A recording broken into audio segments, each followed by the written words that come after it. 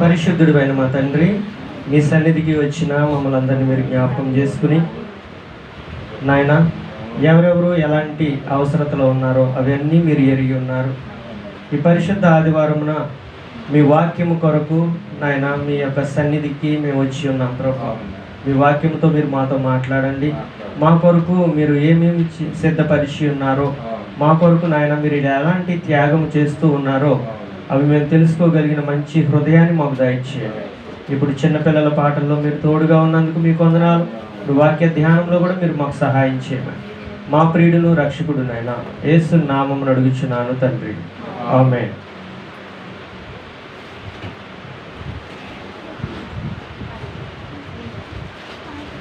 మత్తయి సువార్త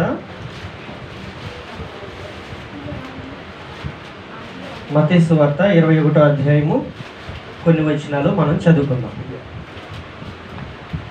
మత్తయి సువార్త 21వ అధ్యాయము మొదటి వచనం నుండి కొన్ని వచనాలు చదువుకుందాం. తరువాత యెరూషలేమునకు సమీపించి ఒలీవ చెట్ల కొండ దగ్గర ఉన్న బేత్పగేకు వచ్చినప్పుడు యేసు తన శిష్యులలో ఇద్దరిని చూచి మీ ఎదుట ఉన్న గ్రామమునకు వెళ్ళుడి. వెళ్ళగానే కట్టబడి ఉన్న ఒక గాడిదయు దానితో ఉన్న ఒక గాడిద పిల్లయు మీకు కనబడును. వాటిని విప్పి నా యొద్దకు తోలుకుని రండి. ఎవడైనను మీతో ఏమైనను అనిన ఎడల అవి ప్రభువునకు కావలసి ఉన్నవని చెప్పవలను. వెంటనే అతడు వాటిని తోలిపెట్టునని చెప్పి వారిని పంపెను.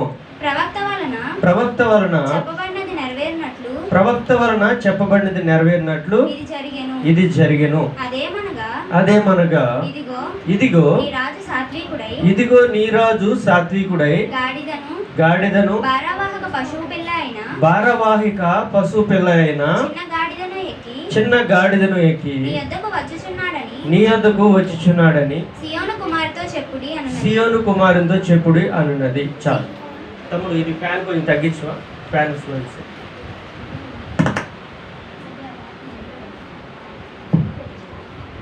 యేసు ప్రభువారు యెరూషలేమునకు వెళతా ఉన్నారు. ప్రియులారా, కొద్ది నిమిషాలు చెప్తాను, జాగ్రత్తగా రండి. యేసు ప్రభువారు యెరూషలేమునకు వెళుతున్నటువంటి సందర్భం ఇది. తన శిష్యుల్లో ఇద్దరిని పిలిచారు. మీ ఎదుట ఉన్న గ్రామానికి వెళ్ళండి.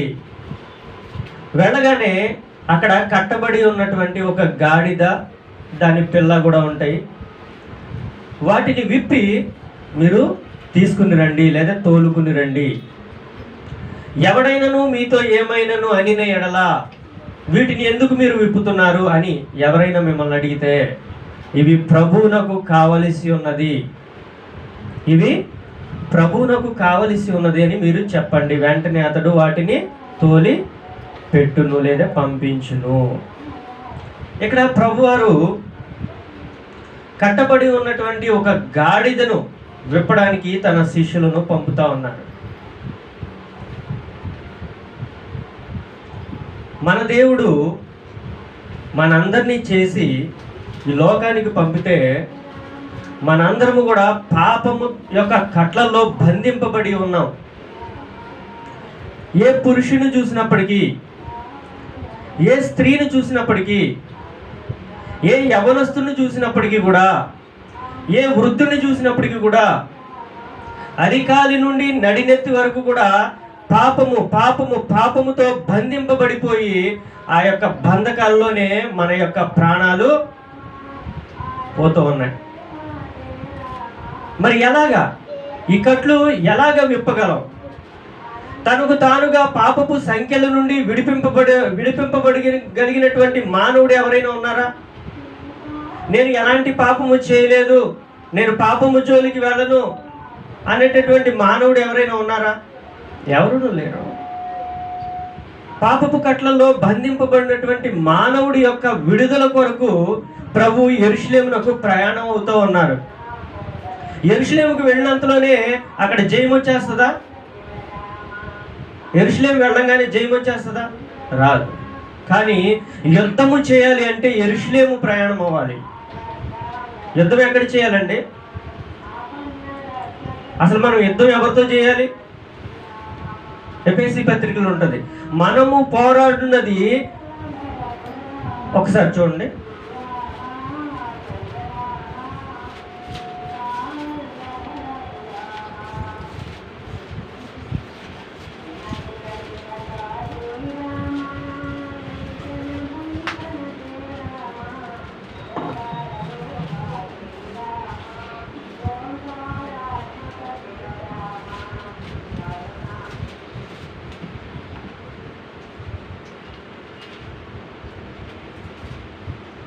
ఆరో అధ్యాయము 12వ వచనం.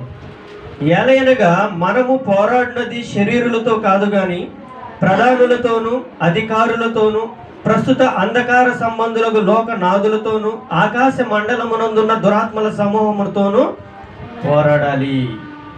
ప్రభు కూడా ఆయన బహిరంగ యుద్ధానికి కత్తిడాలు పట్టుకుని వెళ్ళట్లా. ఎలా వెళ్తున్నారు? ఇదిగో నీ రాజు నీతిపరుడై ధీరుడై భారవాహిక పశుపిల్ల అయిన ఒక గాడిదను ఎక్కి నీ యొద్దకు వచ్చుచున్నాడు. యుద్ధం చేయడానికి ఆయన వస్తా ఉన్నారు. మానవుని యొక్క విమోచన కొరకు ఆయన యుద్ధం చేయడానికి వస్తా ఉన్నారు. ప్రతి మానవుడు పాపముతో బంధింపబడి ఉన్నాడు. పాపము వల్ల వచ్చి జీతము మరణము. మరణానికి వెళ్ళిపోతున్నాడు మానవుడు. కాబట్టి ఆ మానవుడి యొక్క విడుదల కొరకు ఆయన యెరూషలేమునకు ప్రయాణమయ్యి గాడిద మీద వెళతా ఉన్నాడు. ఆయన విలువైన దాన్ని ఎంపిక చేసుకోలేదు. పశువులలో బహు నీచమైన దాన్ని ఎంపిక చేసుకున్నారు. గాడిదను గాడిద అని తిడతా ఉంటారు పిల్లల్ని. ఎవరికి గాడిద అంటారు? గాడిద ఎన్నిక లేనిది. గాడిద స్వభావము మూర్ఖపు స్వభావము. మానవుని స్వభావం కూడా మూర్ఖత్వంతోనే ఉంటుంది. ఎన్ని మారులు విన్నప్పటికీ సత్యాన్ని గ్రహించినటువంటి హృదయము మానవునిది. ఈ ప్రజలు నా వలన విని స్వస్థత పొందకుండునట్లు వారి హృదయము క్రొవ్వి ఉన్నది. హృదయాలు క్రొవ్వి ఉన్నాయి. ఎందుకనంటే పాపముతో బంధింపబడి ఉన్నాం కాబట్టి మనం సత్యాన్ని గ్రహించలేం. మనకుగా విడుదల అనేది దొరకదు. కాబట్టి ఆ కట్లను విప్పే సమయము ఆసన్నమైంది. యేసు ప్రభువారు అనేక మార్లు యెరూషలేము ప్రయాణం చేశారు. కానీ ఈ ప్రయాణం చాలా వ్యత్యాసంగా ఉంది. అనేక మార్లు దేవాలయంలోకి వెళ్ళారు, వాక్యాన్ని బోధిస్తూ ఉన్నారు. ఎవరు ఎవరు ఎవరు అని అడుగుతుంటే అక్కడ ఉన్నటువంటి అధికారులు, ప్రధానులు, శాస్త్రులు ఎవరు ఈ మాట్లాడింది ఎవరంటే ఆయన ఎవరికి తెలియకుండా తప్పించుకుని బయటికి వెళ్ళిపోతా ఉన్నారు. యెరూషలేములో అనేక మంది వ్యాధిగ్రస్తులను స్వస్థత చేసినప్పుడు ఈ వ్యక్తికి ఎవరు స్వస్థత చేశారు? ఈ కోనేరు దగ్గర స్వస్థపరచబడినటువంటి వ్యక్తి ఉన్నారు. ఆ స్వస్థపరిచింది ఎవరు అంటే ఆయన ఎవరికి కనిపించకుండా వెళ్ళిపోతా ఉన్నారు. కానీ ఇప్పుడు ఆయన వెళ్ళే ప్రయాణం చాలా వ్యత్యాసంగా ఉంది. ఆయన గాడిద మీద ఎక్కి కూర్చున్నారు. చెట్ల నుండి తెచ్చినటువంటి కొమ్మలు నరికారు, దారి పొరుగున పరుస్తూ ఉన్నారు. జయము జయము జయము అంటున్నారు. ఆయనకు ముందు వెళ్ళుచున్న వారు జయము అంటున్నారు, వెనక వచ్చుచున్న వారిని కూడా జయము అంటున్నారు. దావీదు కుమారునికి జయము, సర్వోన్నతమైన స్థలములలో జయము. మానవుని యొక్క కట్లు విప్పబడి జయాన్ని చూసే సమయం ఆసన్నమైంది. యేసు ప్రభు ఈ లోకంలో పుట్టగానే మనకు జయం రాలేదు. రక్షకుడు పుట్టాడు అంతే. కానీ ఆ రక్షణ కొరకు మన ప్రభు యుద్ధానికి సిద్ధమవుతున్నటువంటి ఈ రోజు యుద్ధానికి సిద్ధమైన రోజు ఇది. మానవుని యొక్క విమోచన కొరకు ప్రభు సిద్ధముగా ఉన్నటువంటి రోజు. యెరూషలేము ప్రయాణం చేసినటువంటి ఈ రోజును మన మానవాళి యొక్క విమోచన కొరకు ఆయన సిద్ధంగా ఉన్నటువంటి రోజు ఇది. జయము జయము అంటున్నారు. అక్కడ ఉన్నటువంటి శాస్త్రులు, పరిసయ్యులు అంటున్నారు, ఏంటయ్యా ఇది జయము జయము అంటారు? వాళ్ళని ఆపుతావా ఆపువా? ఎందుకు జయము జయము అంటున్నారు? ఏం సాధించారు? జయము జయము అంటున్నారేంటి ఈ పిల్లలు? జయము జయము అంటున్నారేంటి మీ శిష్యులంతా? వీళ్ళు నోళ్ళు మూయిస్తావా లేదా అంటున్నారు అక్కడ ఉన్నటువంటి పరిసయ్యులు, శాస్త్రులు. ఎందుకనంటే వారి యొక్క అధికారం తగ్గిపోతా ఉన్నది. ఇదేంటి మమ్మల్ని పొగడాలి కదా, ఏంటి ఈయన పొగుడుతున్నారండి? ఖర్జూరపు మట్టలు పట్టుకున్నారు, జయము జయము అంటున్నారు. దావీదు కుమారునికి జయము అంటున్నారు. ప్రభు పేరిట వచ్చి వాడు స్తుతింపబడుగాక, సర్వోన్నతమైన స్థలంలో జయము అంటున్నారు. ఎవరయ్యా మీకు జయం ఇచ్చేది? నువ్వు ఈ శిష్యులు మాట్లాడేది వినుచున్నావా? వారి నోళ్ళు నువ్వు మూయిస్తావా లేదా అంటున్నారు. ప్రభు మాట్లాడుతున్నారు, వీరి యొక్క నోళ్ళు మీరు మూయిస్తే ఈ రాళ్ళు కేకలు వేస్తాయి. దేవుడు రాళ్లతో కేకలు పెట్టించగలడు. బండ నుండి సెలయేళ్లు పంపించినటువంటి దేవుడు, ఆకాశం నుండి ఆహారాన్ని ఇచ్చినటువంటి దేవుడు, ఈ బండలు కేకలు వేస్తాయి. కేకలు వేపిస్తాను నేను. చూడండి, ఈ రోజున అనేక మంది యవనస్తులు, పాపంలో ఉన్నవారు, బండ మారిపోయిన హృదయాలు, మొద్దు మారిపోయిన హృదయాలు కలిగిన వారు, నరహంతకులు, వ్యభిచారులు, చోరులు అందరూ కూడా దేవుని వాక్యాన్ని ప్రకటిస్తూ ఉన్నారు. ఒకప్పుడు నేను పాపిని, నేను పాపంలో ఉన్నాను, ఇప్పుడు నేను క్రీస్తు సాక్షిని. ఒకప్పుడు నా జీవితం పనికిరాని రాయివలే ఉన్నది, ఇప్పుడు దేవుని చేతిలో బహుబలంగా విలువైన పాత్రగా నేనున్నాను. దేవుడు శూన్యంలో ఈ భూమిని వేలాడదీశారండి. రాయి లాంటి నిన్ను కూడా దేవుడు మాట్లాడించగలడు. నీ నుంచి కూడా సెలయేళ్లు ప్రవహింపజేయగలిగినటువంటి దేవుడు ఆయన. ఆయన నీ విమోచన కొరకు, నీ యొక్క పాపపు కట్లు, నా పాపపు కట్లు విడిపించు నిమిత్తం ఆయన ఈరోజు యెరూషలేమునకు ప్రయాణమై వెళుతూ ఉన్నారు. మొట్టమొదటిగా కట్టబడి ఉన్న ఒక గాడిద యొక్క కట్లు విప్పారు, తీసుకొచ్చారు. ఆయన దాని మీద ఎక్కి కూర్చున్నారు. ఎప్పుడైతే నీ కట్లు విప్పబడతాయో, లేదా నా కట్లు విప్పబడతాయో, అప్పుడు హృదయంలోనికి వాక్యము సూటిగా వెళుతుందండి. ప్రభు మనలోకి వస్తారు. ప్రభు మనలో ఎప్పుడైతే ఆసీనుడై ఉంటారో ఆయన మనలో ఉన్నట్లే. వాక్యాన్ని బహు జాగ్రత్తగా మనం ధ్యానించాలి. వాక్య ప్రకారం జీవించడానికి మనం ప్రార్థించాలి. మనం ఏదైతే వింటున్నామో అది మన జీవితాల్లో, మన క్రియల్లో ఉందా లేదా అని జాగ్రత్తగా చూసుకోవాలి. నీ విలువ ఎంతో నీకు తెలుసా? నీ విలువ ఎంతో నీకు తెలుసా? తెలీదు. శరీరాన్ని అపవిత్రతగా అప్పగించేస్తాం. మన నోటి ద్వారా ఏది పడితే అది మాట్లాడేస్తాం. కానీ నీ వైపు చూసి కన్నీరు గాల్చేటటువంటి ఒక వ్యక్తి ఉన్నారని నీకు తెలుసా? నీ వెల ఎంతో నీకు తెలుసా? పరిశుద్ధ రక్తం నీ కొరకు చిందించబడిందని తెలుసా? బహు జాగ్రత్తగా ఉండాలి. మనందరం మారు మనసు పొందాం. నీ కొరకు ప్రభు ఎలాంటి ఈవులను సిద్ధపరిచారో నువ్వు తెలుసుకోవాలి.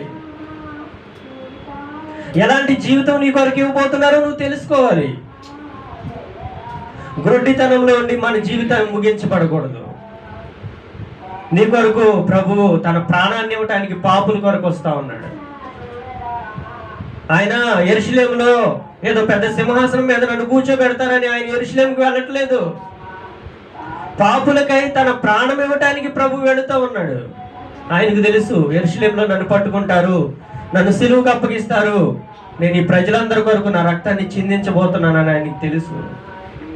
అపోస్తలుడైన పౌలుకు తెలుసు, యెరూషలేములో నన్ను పట్టుకుంటారు, నన్ను బంధిస్తారని తెలుసు. అయినప్పటికీ కూడా యెరూషలేము వెళ్ళాడు. ఈ రోజులో కష్టం కలుగుతుందని ప్రభు మార్గం నుండి తప్పిపోయేవారు అనేకులు ఉన్నారు. ఇవన్నీ మేము చేయాలా? చెయ్యాలి. ఎందుకనంటే నీ కొరకు పరిశుద్ధ రక్తం చిందించబడింది. నువ్వు వెల ఇచ్చి కొనబడ్డావు. నీ జీవితం అపవిత్రతగా మార్చడానికి వీల్లేదు. బహు జాగ్రత్తగా ఉండాలి. తలలోంచినట్లయితే ప్రార్థన చేసుకుని చిన్నపిల్లలు వాక్యాలు చెప్తారు, మనం బహు జాగ్రత్తగా విందాం. పరిశుద్ధుడైన మా తండ్రి, ప్రేమ కలిగిన ప్రభువా, ఈ కొద్ది మాటలు నాయన మీరు మాతో మాట్లాడినందుకే మీకు వందనాలు. ఇప్పుడు చిన్నపిల్లల వాక్య ధ్యానంలో మీరు తోడుగా ఉండండి. మరి ముఖ్యంగా మా ప్రియుడు నాయన మరి దర్శనాన్ని మీరు బలపరిచి మీరు బలంగా వాడుకొని మరి యేసు నామమున అడుగుచున్నాను తండ్రి.